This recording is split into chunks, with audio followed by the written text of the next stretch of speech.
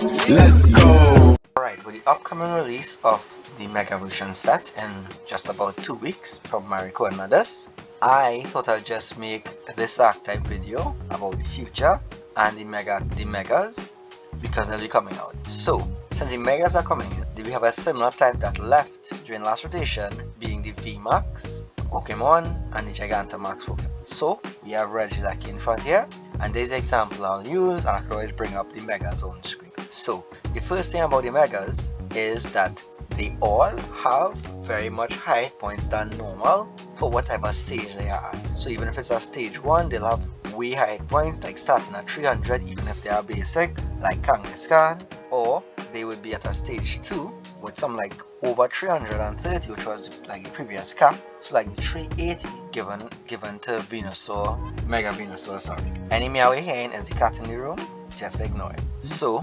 the other big thing about them is now these Pokemon are actually worth 3 prizes. So they'll have their own rule box. That'll be the Mega rule box at the bottom. They won't be protected like Terra. Cat, no, leave my milk alone. No, no kitty, this is my milk. So, no, my milk. I had to cut this shit out. Damn. So you just bombard my room and attack me for my milk. Anyway, as I was saying before I was really interrupted, so the Mega Pokemon will be worth 3 prizes. And they will be characterized by the high points, and either or will have both very strong abilities or they will have a very strong attack. The cost may vary, but they'll be balanced around it. So if you have a very strong attack that's cheap, they may not have as big hit points as they should, or they wouldn't have an effect. If you have a very good effect, they will have might have again big hit points, but they might have a strong attack and that kind of. So we can look at the Megas because the set is already released, and you'll see that that's the thing they follow. Why I mention them here is that we could use the example of the VMAXs and the Gigantamaxes as a sort of template to see where the standard format is going to go. So for instance, Regieleki had this ability that increased damage from your electric Pokemon, so it was slotted into a lot of electric decks, and the free retreat means it was also very good and had that decently strong attack that could have taken out a lot of V-Star Pokemon in the format, and then even some of the EXs early in the format before rotation.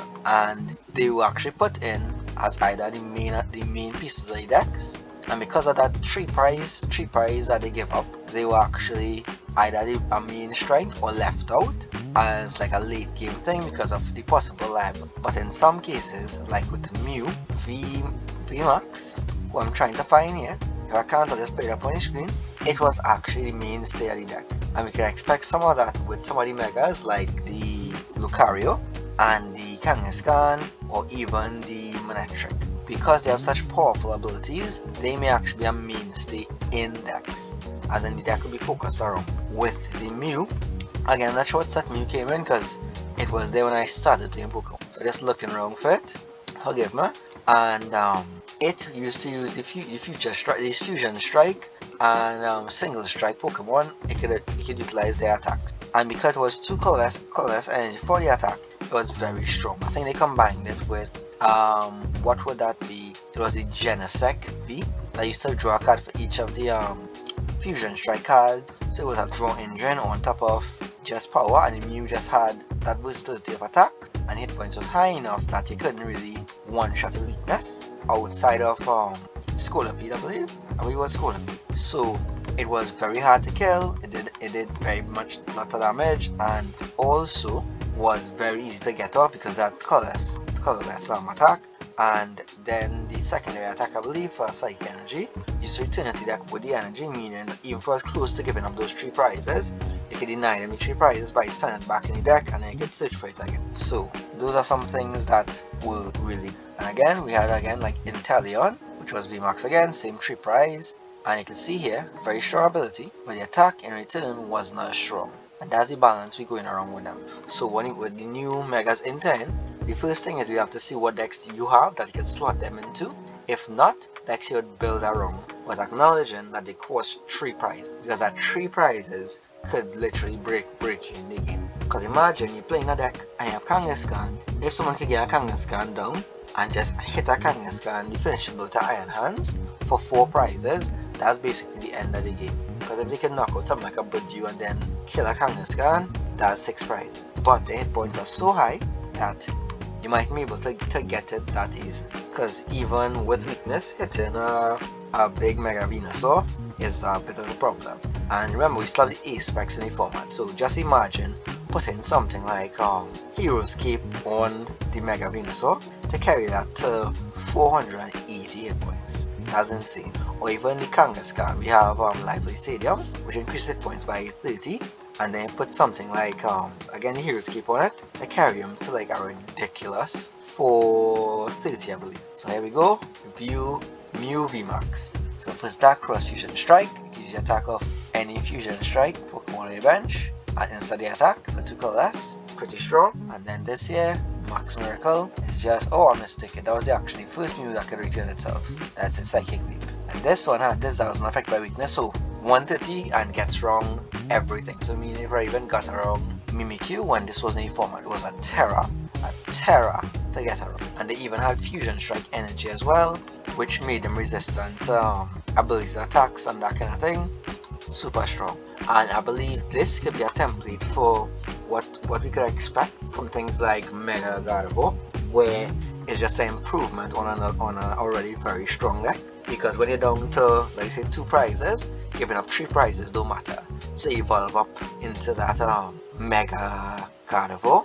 You have some energy spread out with a normal Gardevior, and then just a really big hit to even boss up at your opponent's generally Mega Pokemon and take prizes. Also, your prize mapping will be very different because now with 3 prizes up for grabs, you might be able to actually use the boss more strategically in order to get to those Pokemon. Or even they might be able to put it up as like a blocker to take the hit and then use something like Turo to just get rid of all the damage, like as a spawn. Because even currently we have I've langed out a little bit, so forgive me. That'll be Cynthia's Pokemon, where they have that 78 point item in addition to their regular points. And now we have the Garchomp with the item that goes up to 400, and that's really difficult to beat in the current format because it's something that you'll have to hit twice unless you have a strong attack into weakness, and that's not something everybody could do. And even though the damage is basically base 100 or 240, that's enough to take 2 or 3 hits, meaning they will get to also output those hits. So that's a challenge in itself. But we have a lot of decks that are already released in Japan, so you can take a look at those as well, and we'll see what to expect from the Mega Pokemon with deck. Okay, so like here we have the top 8 Mega decks or presumption decks based on Japanese decks, right? So here we have a Mega Kangaskhan deck, and again it'll function similar to the Iron Thorns deck in the sense that you're only running just the Mega Kangaskhan. You have some energy acceleration, some search to find it, energy acceleration again, and the point is just to get him out and swing, because again, hefty hit points and decent attack, and has card drop on it, so pretty strong. And again, that penny to bounce it up and give pricing. So again, very solid deck. Next, here he is. So see, there you go again. That base 200, and then additional damage for each head, and draw 2 cards. So then we're going out to Mega Abomomasnow. Again, that could strictly Abomomasnow, because remember, each time giving up 3 prizes. So you have an ace spec here, that'll give prize denial, and just a really quick search. And let's get into Mega Abomomasnow. There you go, this cat up scans the deck on just fish basic water. I can see the deck is more than half water, so you're just aiming to just get a water on and swing as fast as possible. Stacking the deck, return the water, chances in your favor. Attack, protect itself, but this is what mainly you'll be using here. And again, 350. Very strong, right? Very hefty. Next we have the Mega Latias deck. So you see again, energy acceleration. This allows you to move energy to the Latias, a bit of poison to supplement the damage, and a bit of shields there. And that's pretty good on its own. When we get to Mega Latias, again it's a basic, but that 280 hit points is one of the highest basics in the game, making it really hard to kill. And then again, no ability, but this incredibly strong attack here, at 300. You have to discard the energy though, but with this build, you're able to get the energy back down and back to him pretty quick and pretty easy. Please note it's also no weakness because again, it's a dragon type. And here's Latias with the specialized way to get the energy onto it pretty quickly. After turn, you move, but ain't a bench Pokemon to it. So again, remember if you look at the list here, this accelerates fire, and I guess you could place the Prism yourself, and that's 3 energy for this to do the attack. Pretty quick, pretty easy, nothing too complicated. Let's go down. You have number 5, the Camerupt deck. Again here he's trying to burn them with this. Free retreat into Camerupt and use him. Again, like I mentioned before, we have this hero escape that makes it even more difficult to kill. Again, Volcanions that burns, Camerupt at 340, so 440 is insane. And again, if point happens burnt, you do 160 more, so that carries it to 240 for a single fire energy on a stage 1 with 440. We can ask better than that on the energy not getting discarded. Pretty strong, right? Next we have Manetric. Again, this one of the decks that I see as insanely powerful. You have the acceleration here, acceleration from here. We don't have any what it is, generator here, so we just get in this deck pretty quick. We have hands to get those prizes up. We have Manetric to hold off other Pokemon as well as do that heavy damage. This allows us to search for Manetric hands and this, so they're giving up prizes with the Magnemite and Magneton, sorry. So pretty strong, and we also have this here to finish off those EX bench Pokemon that are non-terra. So there you go. If you look at Manetric here, we'll see it's attack 120, but no basic Pokemon could attack afterwards. While she'll protect it from all damage from basic Pokemon. So that's pretty strong. And then we have the 3 Electric for this 200 attack. Discard all the energy to do 130. So that's a cool one shot. And you just sacrifice the energies, you get them back with the said Magneton. Or even a couple of days. So you're pretty much sacrificing nothing. Again, very strong. And you see decks built around them. But not only they have them as main attackers or finishers to try and keep them from taking out 1-2, and then that's the end of the game. But again, giving up that 3 prizes is what you're looking for, because if you could get weakness and possibly knock them out early before they actually are threats, very, very strong. We're down to number 3, Mega Venusaur. So there we go. Of course, Steel Mass, it brings that electric energy quickly. You bring up Venusaur, of course, can move that grass energy around as you see fit. This allows for quicker evolutions, so your deck actually evolves pretty quickly, and I'm not sure what you make any on that. Let's see. So see, moving that energy, that 240 attack, and that heal on a 380 body. Sorry, pretty strong. Pretty strong. And number 2, no surprise, Mega Lucario. See that Pro Shake there, making his deck bigger. We have a bit more rock Pokemon, so strictly rock, and pretty good. That rock acceleration, as well as this big attack, means it's going to be very hard to beat, because the additional damage from the shake here means that he'll be able to even cross things like Gardevior, even true resistance, and even big guys like Charizard and Dragapult that are currently big in the format quite easily. So look out for that. Also, please note, even at this 130, he can't cross a Kangaskhan, because Kangaskhan is actually 300, so you'll be just short across the Kangaskhan. He has to actually use this big attack to kill him. There we go, 30 more damage, but remember this stacks, so you pop 2 of these, that is 330, that's enough to KO Dragapult, or Charizard. Can't go wrong. And of course, like I said, presumable Gardevoir list is this here. They basically put this in as a finisher, and pretty much what Gardevoir is now, and they just swap in 2 of these. So again, pretty good.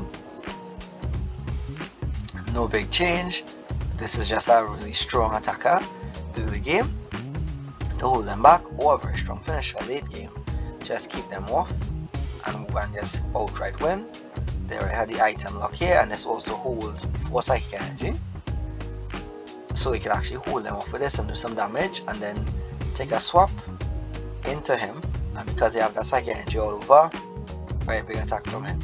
Because remember, this attack here does 50 damage for each psychic energy attached to all your psychic Pokemon. So if you have the 4 for this, that's 200. And the first Gardevoir actually just brings them.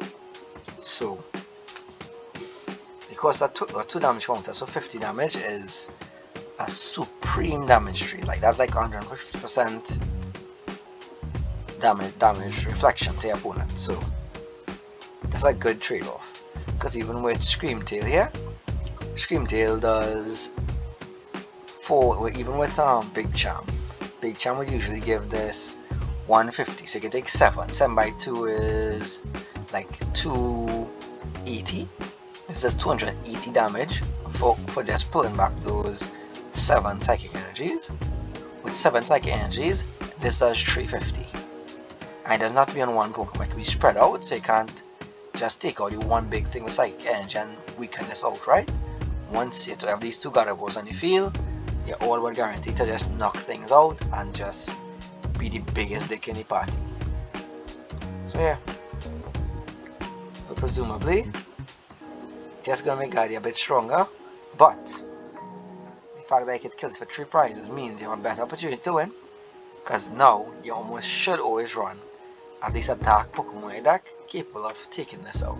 But again, 360. That means to take this out you need to have an attack of at least 180 on a dark Pokemon to get rid of this. And currently I don't think we have any dark Pokemon that could easily do 180. So yeah, that's basically what we're talking about, and going over the Mega Archetype. There are a few more, because there's still some that not seen obvious play, but going to find decks, similar like Mega Gengar. Amazing card. It gives it gives a prize denial to your opponent when they kill a dark Pokemon with EX Pokemon, so you can always look forward to that. But again, thanks for tuning in. I hope you found it informative, and I hope this helps you with your deck building, and I am out. Again, thanks for tuning in. Fuck me, fuck this game, bye.